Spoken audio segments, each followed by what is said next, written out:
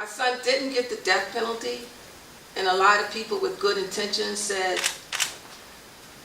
at least he didn't get the death penalty. My son received a life sentence, and people were looking at me like I had won a victory, like that was great.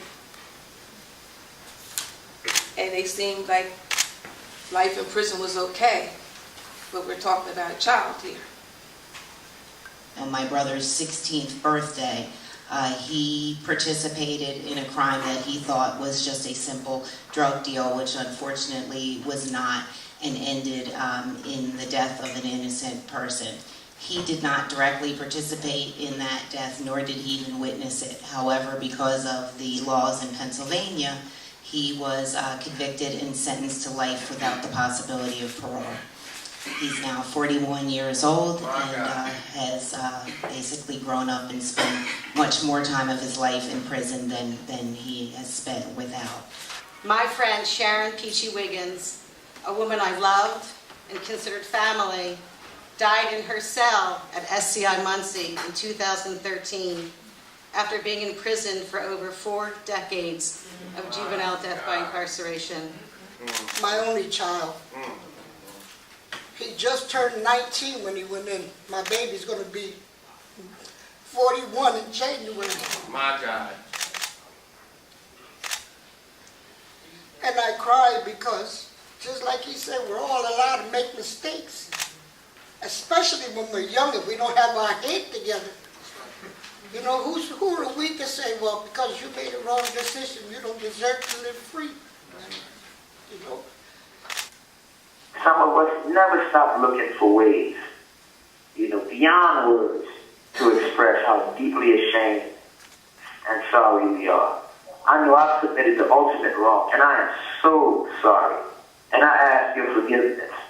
And I know sorry is an inadequate, woefully insufficient word.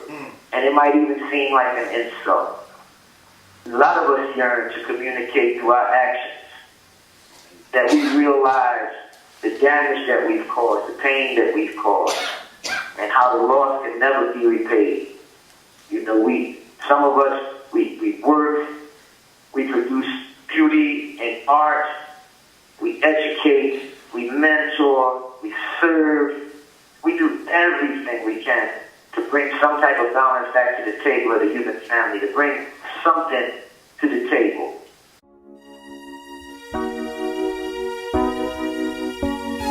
You all appreciate it.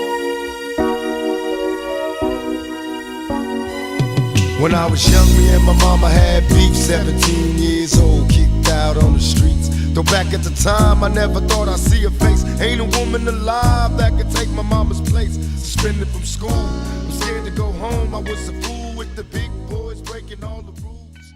I come to you today as a mother, but also as a sister. And I also am able to speak from, I guess, both sides of the coin.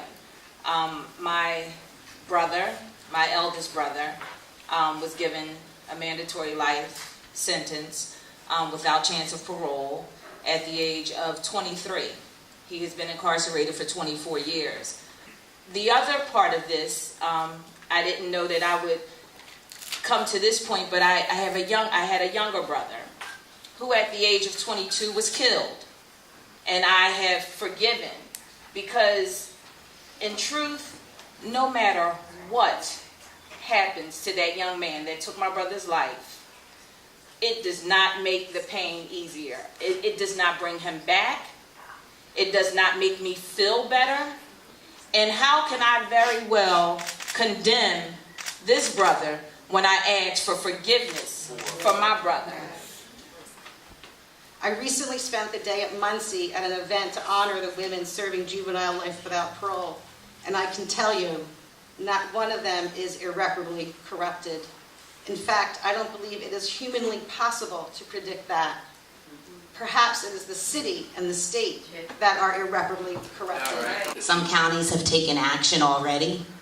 We have a county not too far from us that declared every child that had been serving life without the possibility of parole eligible. Philadelphia has taken no action.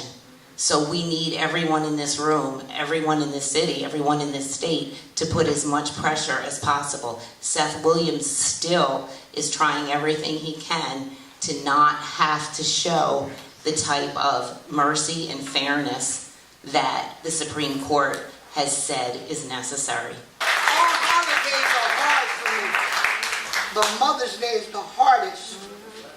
You know, and I think he's feeling it even more this year because I always get a Mother's Day card, a happy birthday, any kind of day card, he always sends me one. But in the last 2 or 3 days, I received 3 Mother's Day cards. So I cry because I know what he's feeling. When they get sentenced, we as mothers, we get sentenced. Oh, yeah. Okay, we suffer because they suffer. So, like I told Miss Sarah and I told this group, if I have to tie myself in the gate of City Hall so that somebody can listen to us, I'm willing to do that. All right.